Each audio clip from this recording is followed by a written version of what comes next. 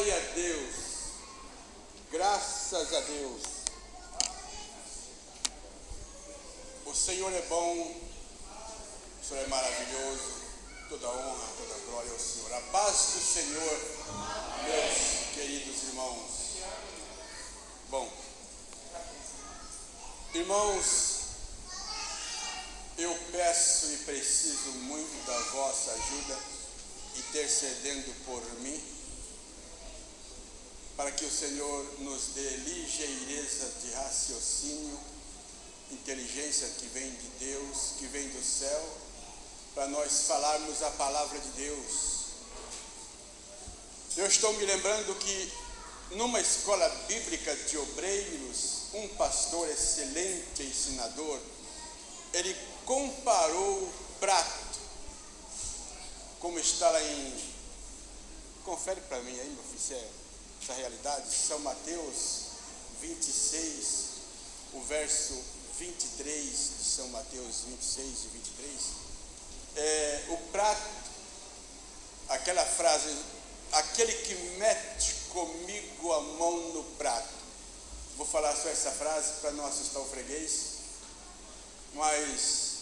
e aí ele fez uma comparação interessante.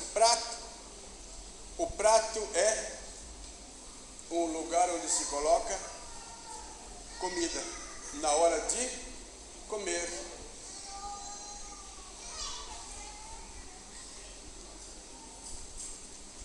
E o Senhor Jesus, aquele que mete comigo a mão no prato. O prato representa o ministério da palavra para nós hoje.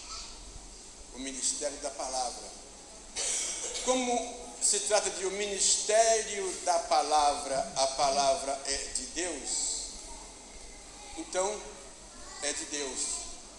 Mas Deus colocou, como quando Jesus edificou a igreja, ele edificou os obreiros, e entre os obreiros ele separou um que é o anjo da igreja, o nosso anjo da igreja, o nosso líder, o nosso pastor. E este prato está na mão dele. Quando ele, tendo direito pelo ministério da igreja, pela palavra de Deus, ele pode conceder a outro fazer uso da palavra de Deus. Seria uma comparação como está pondo a mão no prato. Você vê como isto é sumamente importante e de grande responsabilidade. Aí vem o apóstolo São Paulo e diz que os homens nos considerem como ministros de Deus. Você vê que não é fácil. Daí a razão porque um pequeno como eu, é verdade que desde criança, assim como nós vemos os pequeninos aqui vir cantar e ler um versículo, eu já fazia isto há 60 anos atrás, que eu faço uso do púlpito da igreja. E nem isso, nem esse tempo, nem a idade, nem os cabelos embranquecidos pela idade, nem os olhos enfraquecidos pela idade e pela saúde, não me dá inteira certeza de aptidão para isso. Ou dizer que eu sou um craque. Não, eu sou um dependente, carente, precisando de que vocês me ajudem em oração. Vocês vão me ajudar? Amém? Então vamos para a palavra de Deus. Primeira do apóstolo João, capítulo 2. Vem comigo, vem. Deus tem para nós hoje uma palavra excelente. E vamos começar por aqui. Primeira de João, capítulo 2. Versos 12, 13 e 14, que diz assim: Filhinhos, escrevo-vos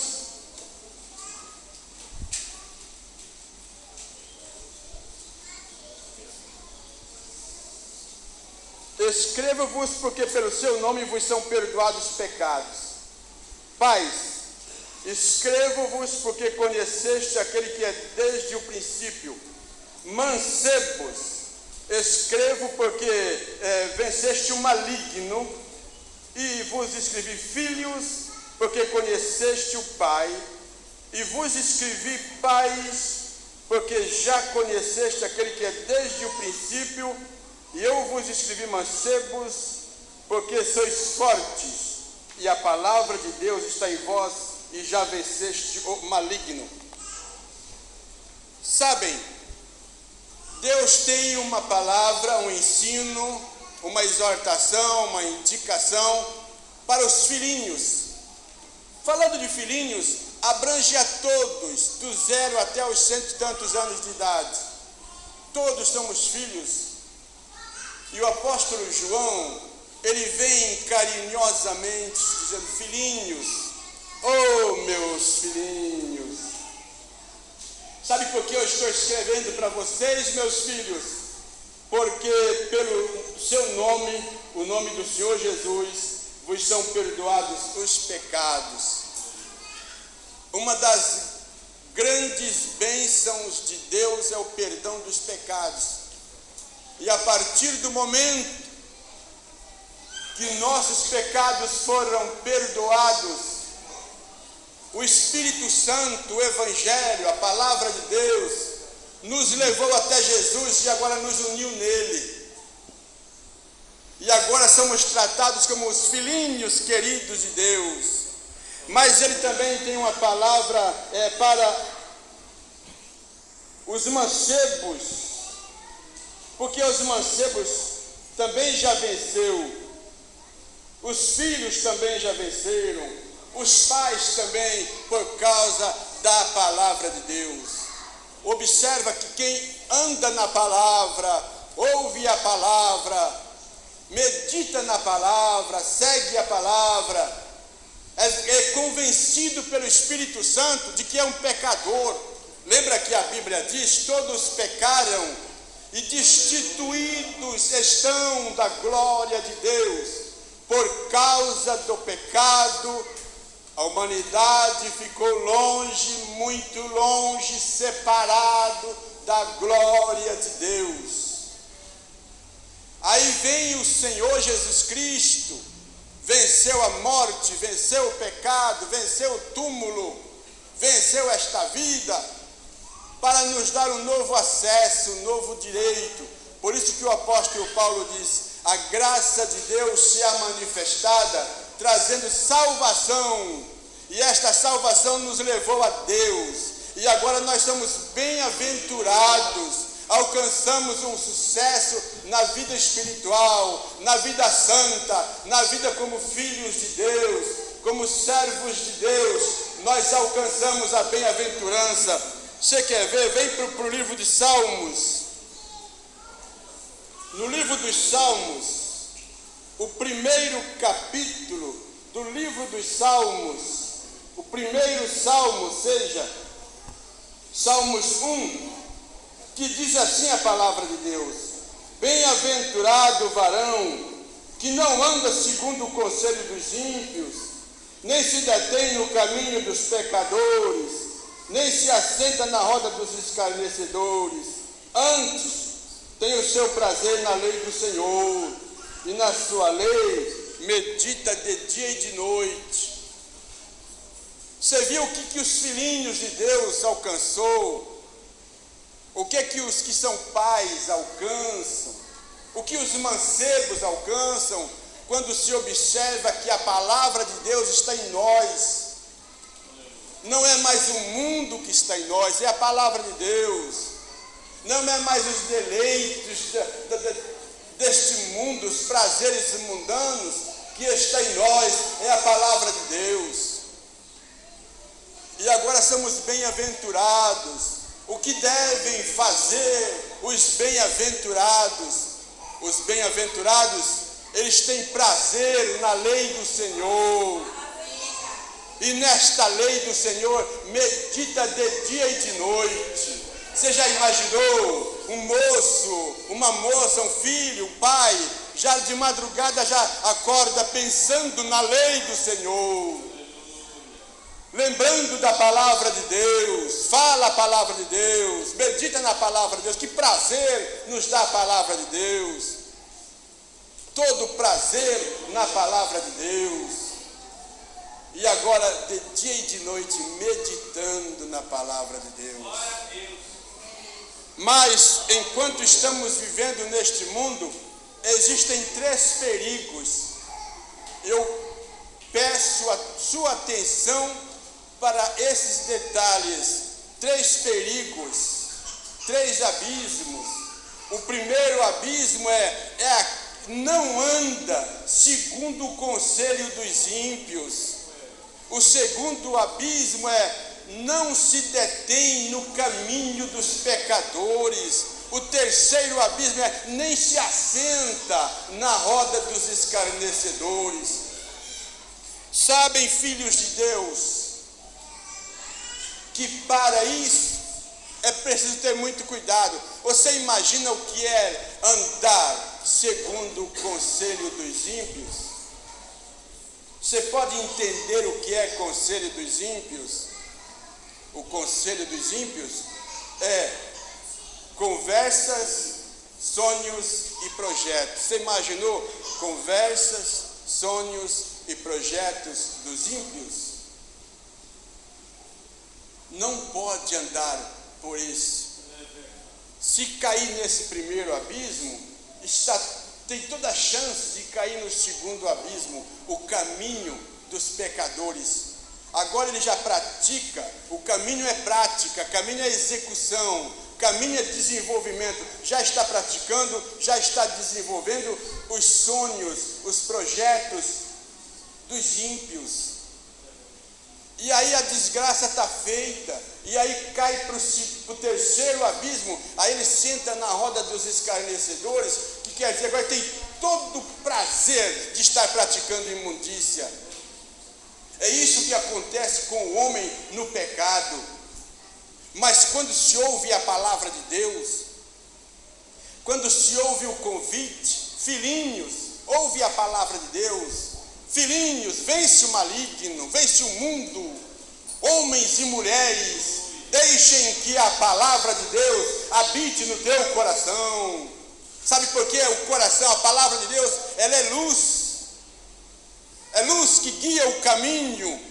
A palavra de Deus, se ela estiver no coração, quando se guarda a palavra de Deus no coração, o salmista diz: guardei a tua palavra no meu coração, para eu não pecar contra ti. É a palavra de Deus. Aleluia, aleluia, aleluia. Se nós andarmos na palavra de Deus de dia e de noite, nós estamos andando na luz, estamos andando com Jesus. E aí a Bíblia diz que o sangue de Jesus Cristo, Filho de Deus, nos purifica de todo o pecado, nos leva para a comunhão. Daí a razão porque somos chamados.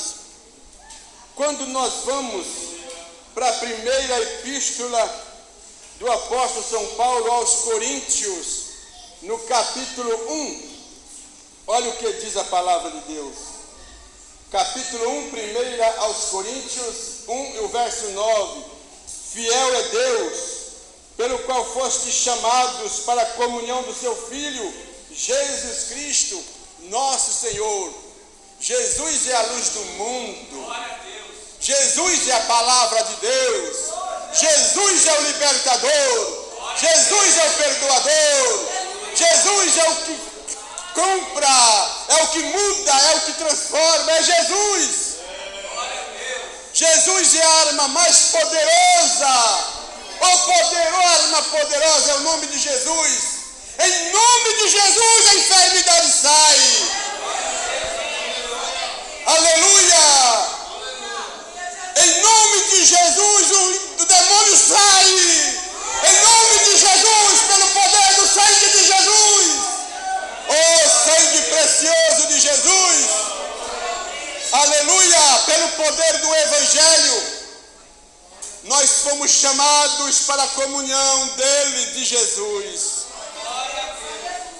Sabe o que é comunhão de Deus? Comunhão de Deus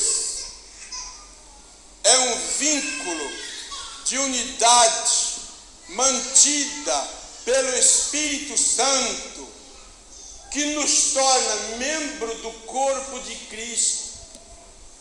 vínculo de unidade mantida pelo Espírito Santo, que nos torna membros do corpo de Cristo.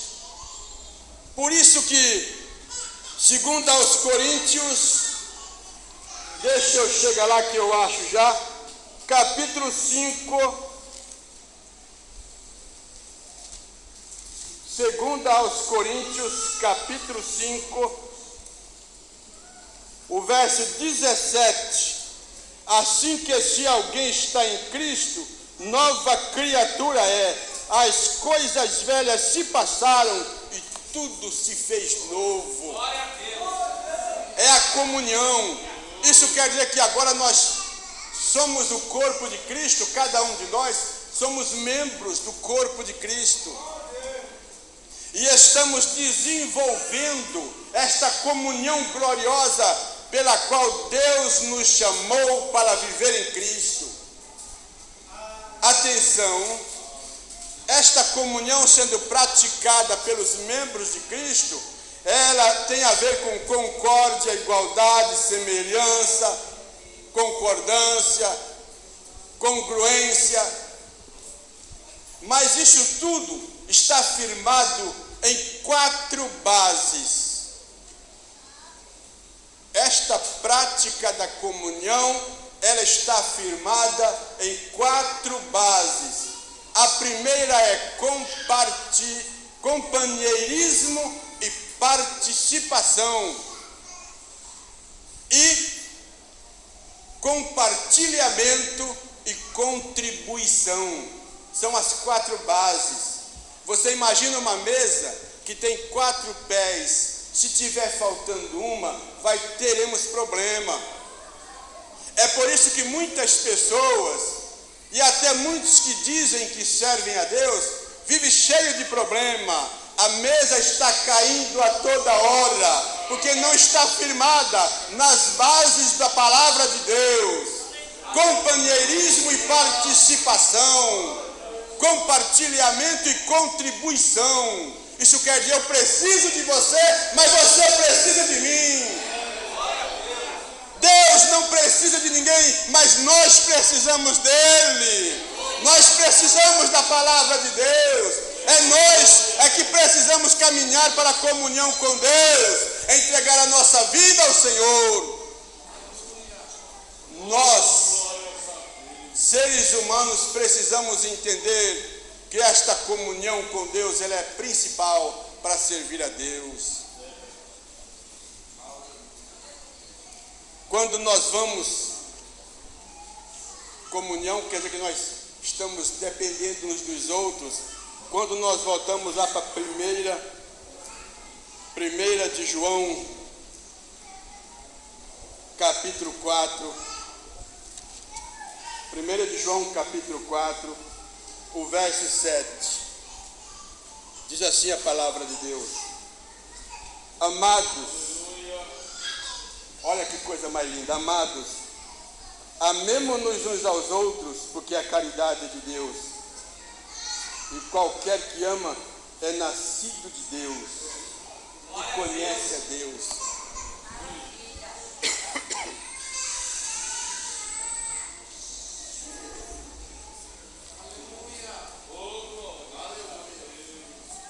Ama, e este amor quer dizer que nós conhecemos a Deus e somos de Deus.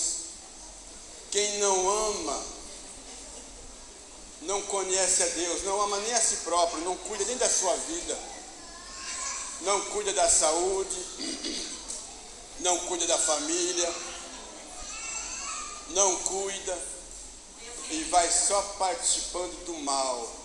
Mas sabe de uma coisa? A Bíblia diz para nós amar a Deus sobre todas as coisas e ao próximo como a nós mesmos. Isso quer dizer que eu preciso de você, você precisa de mim, e todos nós dependemos de Deus, dependemos de Jesus. Aqui mesmo, 1 de João capítulo 4, nós lemos o verso 7, o verso 13 diz assim: Nisto conhecemos que estamos nele e ele em nós, porque nos deu do seu Espírito. Agora que nós estamos nesta comunhão, nós temos o Espírito Santo. Deus nos deu o Espírito Santo. O Espírito Santo foi enviado. E para termos esta comunhão, para vivermos nesta comunhão, nós dependemos do Espírito Santo. É o Espírito Santo que nos guia. É o Espírito Santo que nos ensina. É o Espírito Santo que nos exorta, que nos corrige, que nos leva. Sabe esse amor que nós temos uns com os outros? Dependemos do Espírito Santo. Se não temos o Espírito Santo, nós não conseguimos amar, não conseguimos servir, não conseguimos ter uma vida espiritual sólida, firme, porque falta o Espírito Santo. E se nos faltar o Espírito Santo, nós vamos ter concordância com coisas ruins. Olha na 2 aos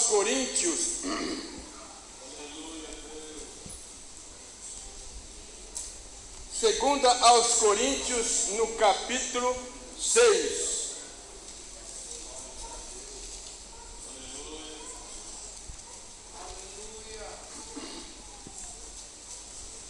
Olha, para quem tem a comunhão, quer andar na comunhão, quer depender da comunhão. 2 aos Coríntios, capítulo 6, o verso 14. Não vos prendais a um jugo desigual com os infiéis, porque que sociedade tem a justiça com a injustiça? Que comunhão tem a luz com as trevas? Que concórdia há entre Cristo e Belial? Que parte tem o fiel com o infiel? Que consenso tem o templo de Deus com os ídolos? Porque vós sois o templo de Deus vivente. Como Deus disse, neles habitarei, e entre eles andarei, e eu serei o seu Deus, e eles serão o meu povo. É o que Deus quer. Daí a razão porque precisamos viver a santidade, desenvolver a santidade. A Bíblia diz que aquele que é limpo, limpa-se mais ainda. Aquele que é puro, purifica-se mais ainda. Aquele que é justo, justifica-se mais ainda. É uma vida progressiva, que vai crescendo. Sem Deus vai diminuindo, sem Deus vai acabando, vai destruindo. Mas com Deus é com Deus. Quem quiser crescer é com Deus. Quem quiser viver é com Deus. Quem quer desfrutar das bênçãos celestiais é com Deus. Não adianta juntar ao mundo. Não adianta ter paz com o mundo do pecado não serve. Nós somos limpos, somos lavados no sangue de Jesus. É o sangue de Jesus Cristo, meus irmãos, que nos purifica do pecado, que nos limpa, que nos dá vida. E muitas vezes, se faltar o Espírito Santo, o ser humano vai querer ter comunhão com o pecado, andar nos caminhos dos pecadores, assentar nas rodas dos escarnecedores, prestar atenção aos sonhos e projetos do mundo, e isso leva para o mal, é um abismo tremendo.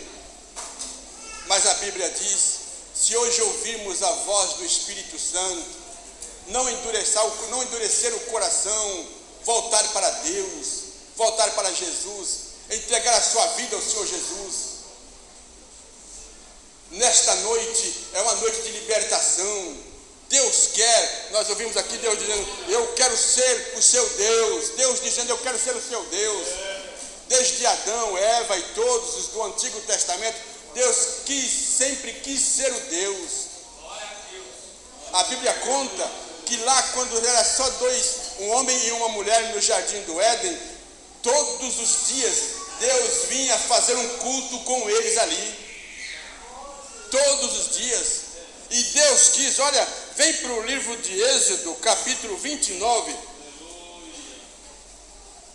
Êxodo, no capítulo 29, olha o que Deus diz.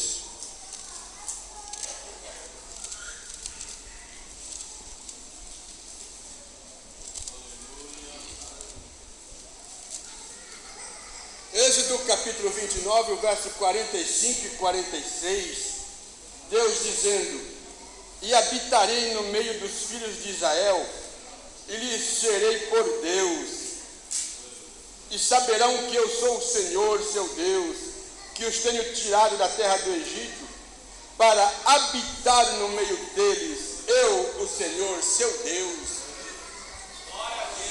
Deus nunca teve prazer de ver o homem no pecado, na servidão do pecado. Deus nunca teve prazer de ver o homem ou a mulher, o moço, a moça, vivendo, conduzido, sendo maltratado, seu corpo sendo desfalecido, maltratado pelo pecado. Deus quer ser o meu Deus, quer ser o teu Deus, quer ser o Deus da igreja. Por isso ele disse: o meu povo, o povo de Deus. Por isso ele diz: eu sou o seu Deus. Abandona o pecado, sai fora do pecado, sai fora das drogas, sai fora da prostituição, sai fora do roubo, sai fora da corrupção, sai fora da mentira, sai fora, sai deste mundo, corra para Jesus. Muitas pessoas daqui que estão aqui viviam no pecado, mas hoje não está mais no pecado. Jesus libertou. Sabe por que libertou? Porque há poder no sangue de Jesus. Só o sangue de Jesus tem poder para libertar. E nesta hora eu quero perguntar para você: tem alguém que quer entregar a sua vida a Jesus? Onde está a primeira pessoa? Você não é crente ainda, não entregou sua vida a Jesus ainda, não pertence à igreja de Deus ainda. Deus quer ser o teu Deus. Onde está a primeira pessoa? Vem para Jesus, vem entregar a sua vida a Jesus. Tem alguém? Nós vamos orar, a igreja vai orar por você. Jesus vai perdoar os teus pecados, vai escrever o teu nome no livro da vida, vai te libertar. Libertação só há em Jesus, só há em Deus. Tem uma pessoa que quer entregar a sua vida a Jesus? Jesus está dizendo para que sejam bem-aventurados. Os bem-aventurados abandonam o caminho dos ímpios. Os bem-aventurados não andam segundo o conselho dos ímpios, não andam no caminho dos pecadores, não se assenta na roda dos escarnecedores. O bem-aventurado sai fora dessas coisas e toma prazer na lei do Senhor. Não pode ser mais um templo do mundo. Olha o que diz a palavra de Deus. 1 aos Coríntios, no capítulo 3. 1 aos Coríntios, no capítulo 3. Olha o que diz a palavra de Deus. E o verso 16: não sabeis vós que sois o templo de Deus, e o Espírito de Deus habita em vós? Olha que coisa mais linda, o Espírito Santo vem e habita no coração do homem, no coração da mulher, no coração do moço, no coração da moça. Todos aqui já têm Jesus? Todos já entregaram suas vidas ao Senhor Jesus? Você já teve os teus pecados perdoados? Já tem o teu nome escrito no livro da vida? Já deu o teu coração para Jesus morar através do Espírito Santo? A palavra de Deus quer morar na tua vida. A palavra de Deus quer morar no teu coração. Entrega a tua vida a Jesus. Tem alguém que está fraco e quer fortalecer? Se tiver alguém que quer entregar a sua vida a Jesus, concentrar a tua vida com Jesus, aproveite a oportunidade. Hoje é dia de salvação. Deixa Deus entrar, deixa o Espírito Santo morar. Olha, para parecer que está terminando, 2 aos Coríntios, capítulo 13. 2 aos Coríntios, no capítulo 13.